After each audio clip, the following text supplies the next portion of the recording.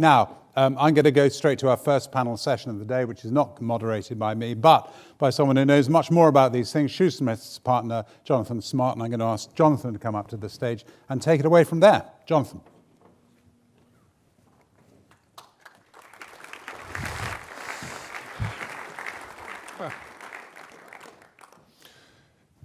Good morning, everyone. It made me think, in listening to Mike's words, we were looking at industrial strategy for growth, and he used the word reality. What is the reality? Because a lot of these strategy documents, they get published, we put them away, and we wake up 10 years later and we have to reflect on how we took the journey to get there. And so the key word for me in the next panel is actually delivering that industrial strategy for growth and what has been done in that first year to actually deliver the strategy. I'm really excited to be joined by an absolutely phenomenal panel of industry experts to explore the progress and what the automotive sector needs to do to fulfill its potential. And whilst my panel joins me on the stage, we're going to watch a very short video.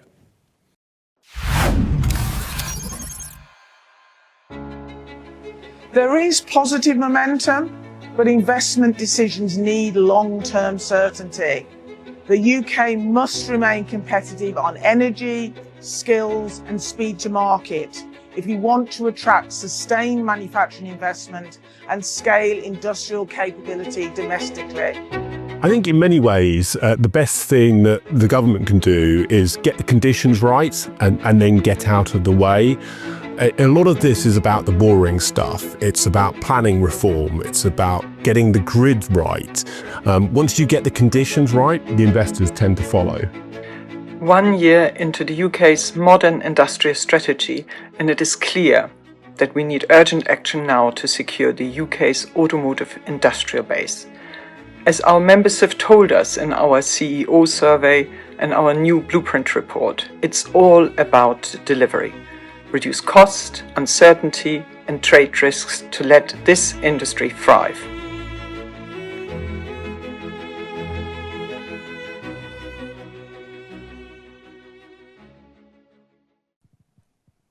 Perfect. Now, the eagle-eyed amongst you might have noticed that I only have 3 panelists on stage with me. If the technology is working correctly, we're also joined by Paul Thomas remotely, but we are going to dive straight in with the questions. Carol, I'll start with you, partly because you're nearest to me, but partly because I was actually reading one of your articles on the train in today. Where are we?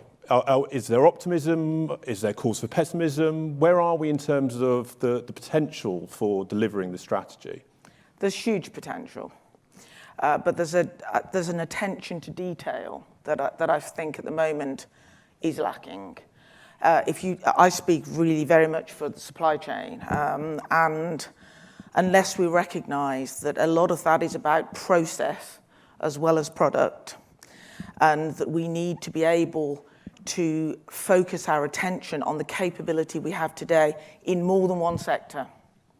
So this isn't an easy, I find that when we talk to government, when we talk to other organisations, there is no understanding really of the detailed actions that are going to be needed. And so the summary of my response really is that unless we take a picture of our supply chains and we look not only at the product but at the processes, and then we explore where there is opportunity in more than one sector, we're going to struggle. And that's a little bit complicated, isn't it? But the solution very much is a simple focus on attention to growth. Konstanze, I think you've had a head start on the blueprint, having seen it before it was published. Is that kind of attention to growth reflected in the feedback in that document? Absolutely. I think first of all, John, I would say, we were all here last year and we were looking forward and just had launched an industrial strategy that we are looking forward to. So this modern industrial strategy for 10 years, we need to recognize that that's what we've asked for and that's what we want to go for now. And I do think, the last year has been incredibly challenging for our industry. Hence, our members are calling now for more delivery going forward. But we've definitely got a good start out of the blocks and we need to do much more, as Mike's speech has shown. I think it is really important that it is recognized that our sector is one of the frontier sectors for industrial strategy. And it's a 10-year strategy, so we expect continuity, clear signal to investors that that's the direction we want to go. And our sector is right in there. We've seen over £4 billion on Drive 35 dedicated to a more integrated support sector for the item. And we saw, very importantly, in April, the announcements on BICS, the British Industrial Competitiveness Scheme, going right to one of the top issues for our industry, the uncompetitive energy costs. Now, it's a first start. It's hugely important that we get all our members to engage with it, to get the benefit from it when it comes in early next year. But it is the first start to even move forward. So I do think, we've come under the start. It's not just intent. We are in there, but there's much more to do, and I hope we explore that later. So Greg, I blindsided you this morning. I said, are you going to be optimistic, pessimistic? And you said, I'm going to try and do a bit of both. So perhaps should we start with a bit of pessimism first? Because as a lawyer, I always like a bit of pessimism. What do we need to be doing better? What's looking a little bit more pessimistic on the outlook? Well, I'm going to flip it round because I think I just want to say, the first thing before I enter some criticisms of it is at least we've got an industrial strategy. And, I was responsible for developing the industrial strategy. I wanted it to endure, but, my own party in office abolished it sort of midway, as it were. And I do think that was a crazy thing. I think it is a good thing that the nation is publishing its plan for the future and its priorities. So I think it's important to put that on record. And the second thing I would say, and it reflects input from the SMMT, I think has it come up? Yes, I'm on the Industrial Strategy Advisory Council, which is an independent body that advises the government on this. And I would say that it's a serious piece of work. It reflected the views of many people in this room, and I think it's a good product, good publication. Now to the criticism, now to the kind of nudges for the future. I think it's come up already today. The pace really needs to increase. We're in a situation with all of the challenges that Mike and Justin described. We can't be kind of leisurely about this. Take the energy costs, and this came so strongly out of the consultation, not just from this sector, but from manufacturing generally.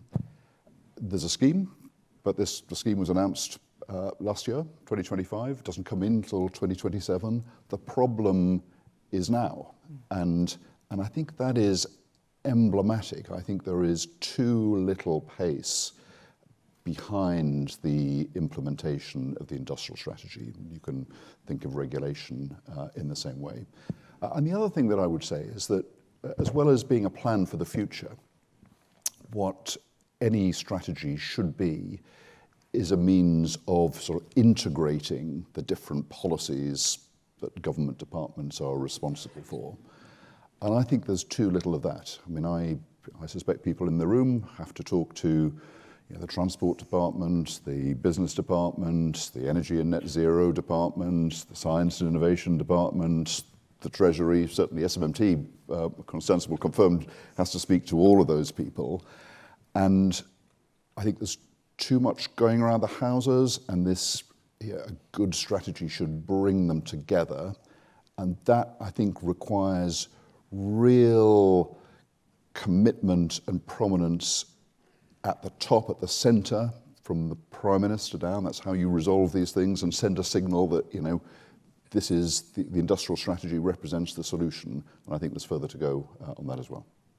So Paul, Greg used the word pace needs to kind of gather a little bit more in terms of that kind of implementation of the strategy.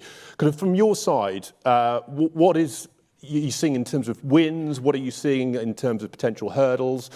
Is there cause for optimism?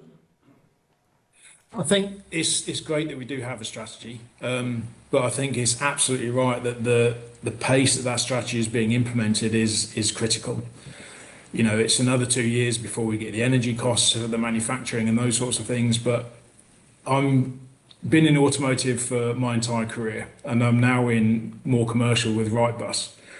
And we're almost like a canary in a mine for what's happening in the bus industry, what's going or could happen to the automotive industry, because it's a bit of a smaller industry, but it moves very quickly. And you can see that the strategy is lagging behind the speed that we need the help to maintain our position as a UK manufacturer, to be competitive across the market.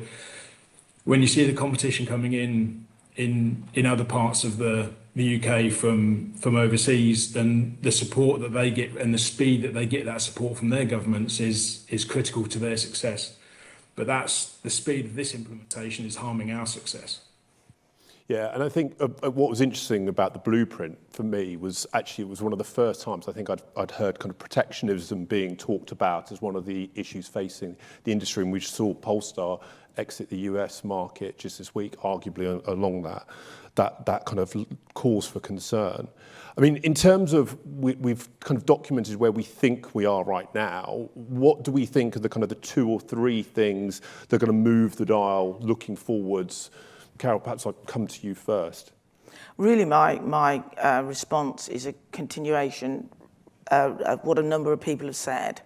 In business, we have an ability to focus. If we need to achieve something, we look at the different actions we need to take to achieve that. Somehow, there's a sense across the nation, whether it's in government or wherever, that we go to pockets of activity. It's perhaps another explanation of the different departments. And we have all sorts of things that stand in as barriers. As a nation, we need to stand and say, we need to create high-value jobs in the UK. So as an example, we wouldn't start with what products do we necessarily need to be a world leader in particular technologies. There's nothing wrong with that. It's something we've done really effectively. Hasn't led to growth, and it hasn't led to high-value job creation in the UK. So somehow the KPIs that come out of our strategy need to be much more protectionist, and I use that word provocatively, because we need to stop talking about why we can't do something, and we need to consider the target, and then we need to consider the actions. And I know that sounds oversimplistic. I can hear my own words. It's what stops us being successful, in my view. And so I think we have to very much focus on how we transition business from today to tomorrow. And I'm afraid that's going to have to be protectionist.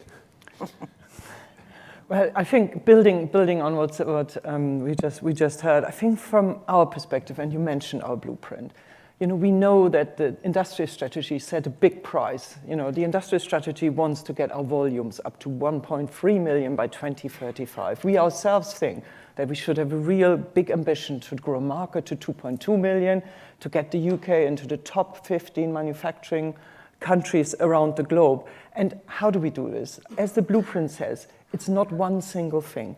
You need to do it all together at pace and coordinated, as Greg was just saying. So number one, it needs to be about industrial competitiveness and supply chain resilience, to Carol's point, really.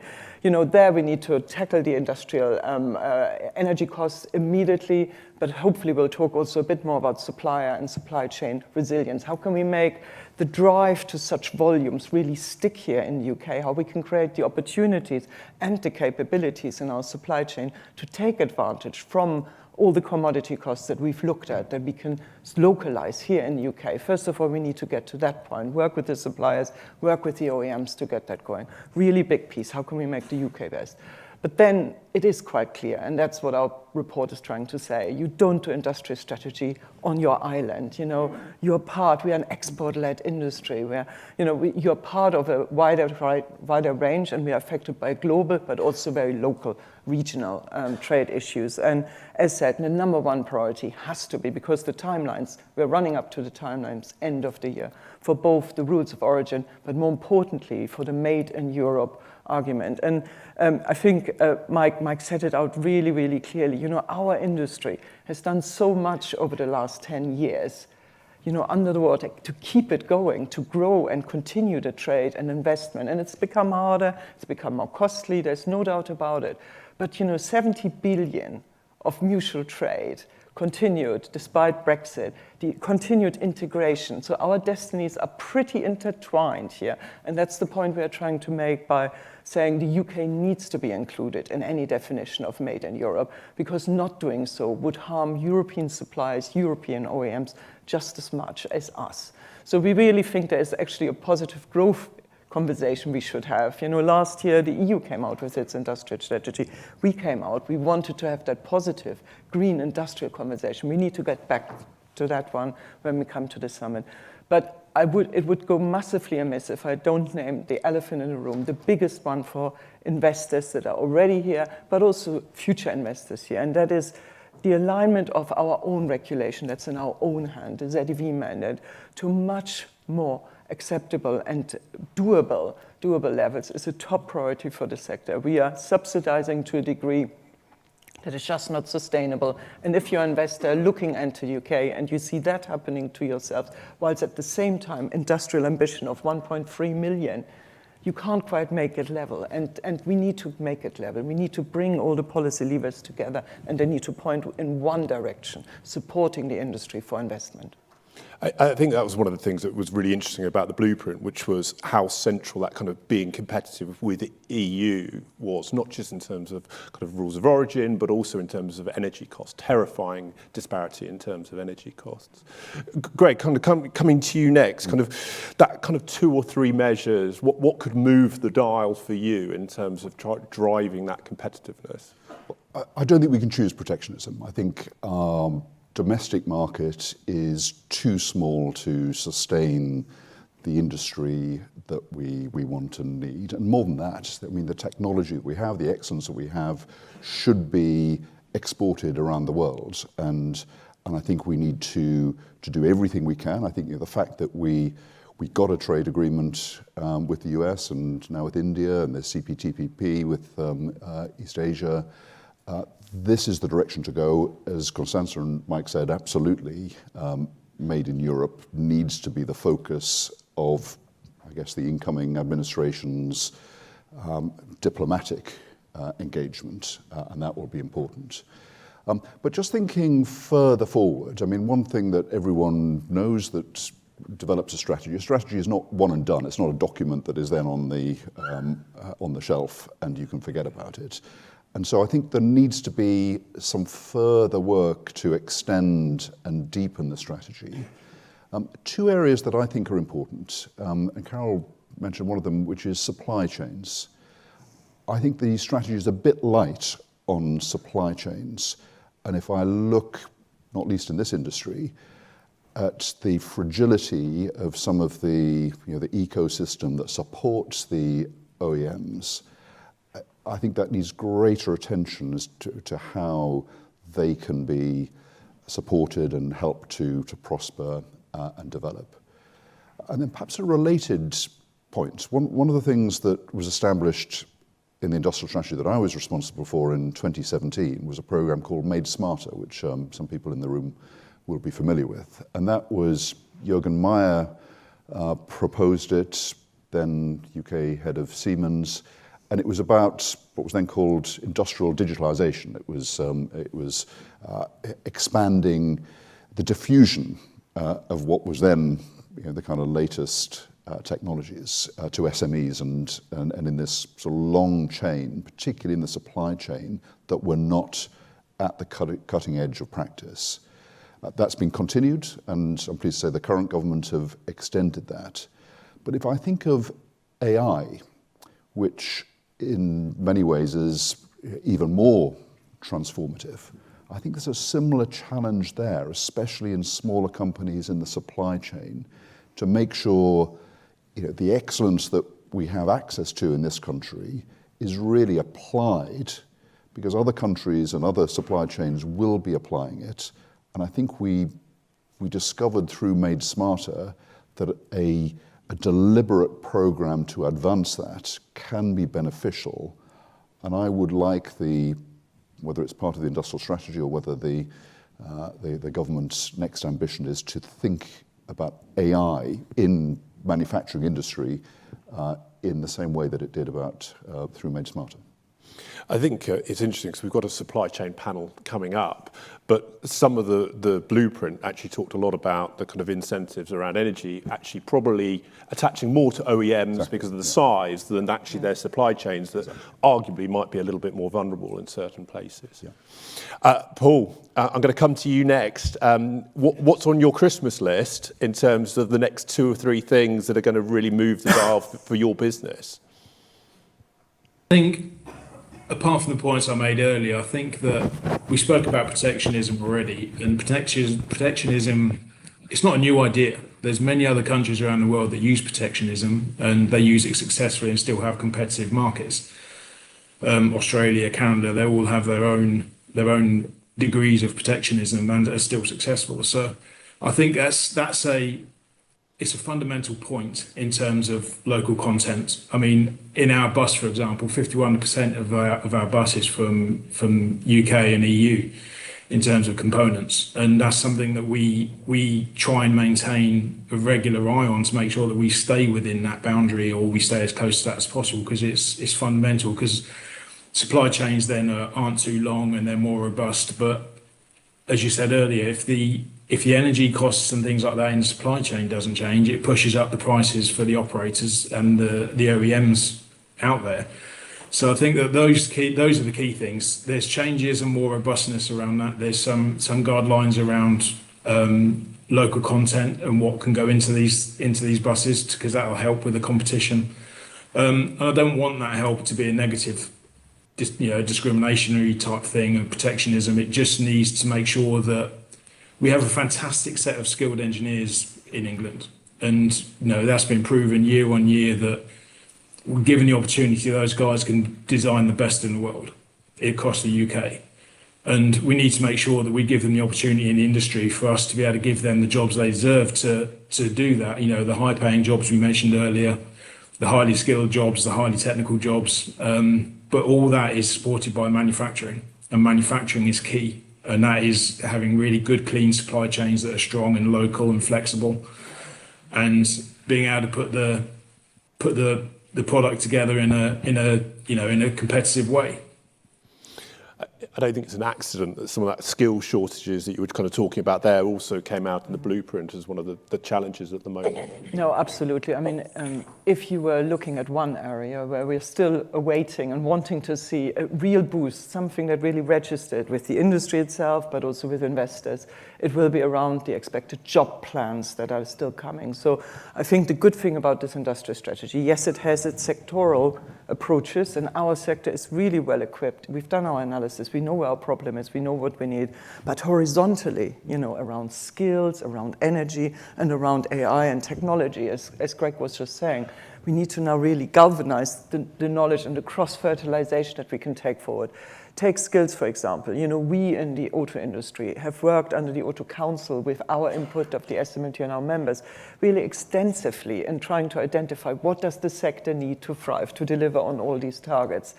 And we need to really find a way of matching that up to where the priorities lie at the moment. So we are very supportive. Our sector, compared to the rest of advanced manufacturing, actually had a really strong record in continuing with apprenticeships after COVID. We came out of the docks, and we are really into this one. But when you talk to industry, what the real challenge is, it's about upskilling and reskilling because of the transition we are going through. We are becoming highly technical environments where we need both the dexterity of really very, very, very specialized skills, but we also need the same things, data analysts, electrical engineers, and others. So these are in very, very high demand, put it this way, but we also need skills levels higher up than maybe currently the approach is. So I think the dialogue on how do you get the approach that we currently see, which is at the lower level 2, level 3 endeavor, to the higher level that we need, and how we get more of the good effort that the industry is doing, supported by the education system, working with DWP, with DFE, and DBT to drive this forward. That's something we are very passionate about. We think more can be done. Good progress has been made to ensure that the apprenticeship levy can be used much more modularly, the apprenticeships unit that are coming forward. Good work is done on batteries. But I would say we need to really listen to the sector and then target on the sector side how this skills agenda is delivered. And our message is you need both, up-leveling our mid-career engineers and technicians to the new technologies going forward. And that requires just higher level of engagement. And that's something that needs to be accessible to the whole supply chain. Our industry is committed to this, and we've worked on a very good platform to make it all more visible. But government funding needs to follow, otherwise suppliers will not be on board. And it's quite difficult to do that when you don't have that perspective on growth. And I can't help but think, and I introduced the word provocatively, protectionism, and really what I'm after is creating that picture of a supply chain that enables government, investors, everybody, having a perspective on how supply chains can grow. And if I speak about my own business, our perspective was about structured different approaches to business, providing a logistics service, providing a manufacturing service. And actually, the key behind our success, I think, has been that supply chain perspective. It opens your horizons to actually solving problems for the UK as opposed to any individual business. And I can't help but think that we have to create that picture for our businesses, for our supply chains that sit within a supply chain in order to give the picture that creates the opportunity. And until we do that, we won't change. We won't. And the reason I talk a little bit about protectionism is that capability will die unless we act really quickly now. And just one further point that exasperates me sometimes: the success within automotive is a blueprint, actually, for how we could do more across the country and how we could combine those sectors. And somehow we don't do that. So my question for Peter and others today will be, how do we translate the automotive success to other sectors and somehow develop protected supply chains within the UK within that? Greg, I was going to actually ask you a question, kind of developing some of those themes, because actually it almost feels less about protectionism, almost defending against protectionism. Where do you see the UK's position on that? What do you think we can do to try and defend against protectionism, even if protectionism itself, it shouldn't be the aim? By being more competitive. Yeah. If you're going to have open markets, then you can't be uncompetitive, literally. I mean, otherwise you will be, taken over by the competition. So if you're going to maintain the degree of openness that I think is desirable, then all of the things that the panel have been talking about, and I completely agree with Carol on apprenticeships, we need to have skills that are the match of others around the world. And it does come to, so activism is kind of a word that perhaps describes this stance. And again, it's not sufficient to have the policies. I think it's good to have an industrial strategy. It's good to have the policies. But in my view, it needs to be accompanied by an activist stance by ministers. Not least because, in apprenticeships, there again, it's started in the education department. My view is that the education department is mostly concerned with schools rather than workplace skills and apprenticeships. Move to DWP. The jury's out, but NEETs are probably the main focus of that department. I think it needs to be brought together in the industrial strategy to drive this forward. And a kind of point of potential here, given what seems likely to happen politically in the next few weeks. There's an interesting book. I used to be Minister for Cities, amongst very other things, and there's an interesting book that was written, I think, by an American author called Benjamin Barber, called "If Mayors Ruled the World." And this is a sort of paean of praise to the difference between national leaders, prime ministers, presidents, and all the rest of things, and mayors. And some of the things you probably already ahead of me. You know, if you're a mayor, then actually you don't have sort of great departments and, you know, secretaries of state that are responsible for that. You don't have those sort of baronies. You're responsible for everything. You walk around the city and it's all down to you. And there is a required sort of activism on the part of mayors. And I think there's something in that. And it may be the case, I hope it's the case, that Andy Burnham's experience in Greater Manchester, in which, you know, a lot of its success, I think, has come from people working together, joining up forces, abolishing silos, and having some activism. That might be a sort of stance that might be incoming that I think might help some of the things that we've been talking about.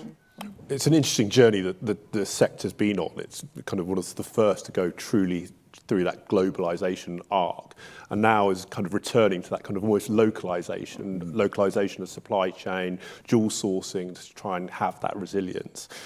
Paul, you used the wonderful phrase "canary in the mine" around your own business. What would you be saying is the thing you need to kind of defend against kind of protectionist practices from kind of the global market? What would be on your kind of best wish list in terms of trying to defend against that?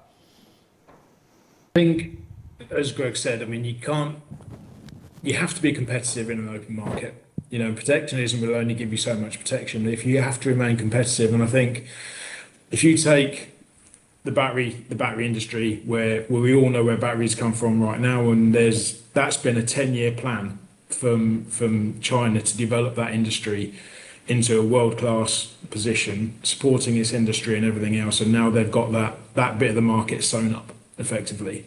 There's a few other manufacturers out there that that are doing it, but basically everything comes out of China if you want to be competitive, because that's the only place that's worthwhile.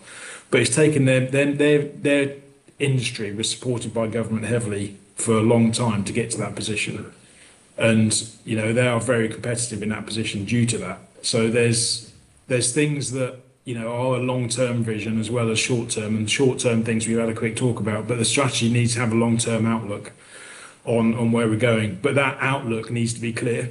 So it's how we come up with what we can do, what we can support. What can UK PLC become the specialist in that's going to support the industry going forwards, and how we get the skills in country to do that. And that's probably a nice segue to that kind of future-looking piece. And I'm not going to be able to keep up with Greg's literary references, but I'm always kind of taken when we kind of have these kind of sessions looking at strategy around the kind of the Red Queen and Alice in Wonderland, where everyone is running as fast as they can to stay in exactly the same position. And there is similar organisations in China and Europe and the US talking about their own automotive industries, and they all want to grow their market share.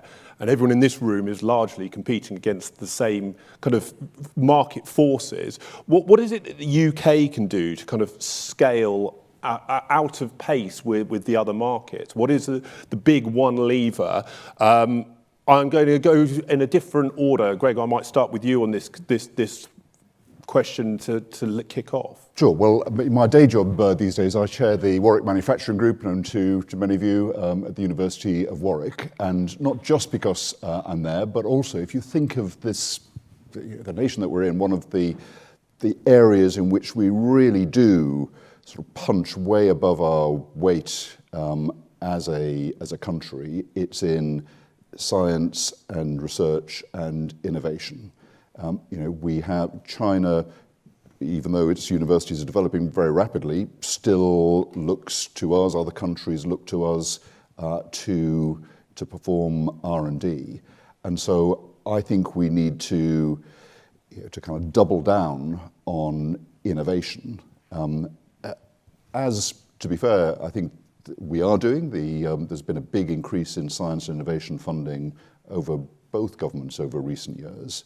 And I think that is the right way to go, and try to do a bit better than we have in translating some of those scientific discoveries into industrial practice. But that's, I think, has to be the basis of our strategy.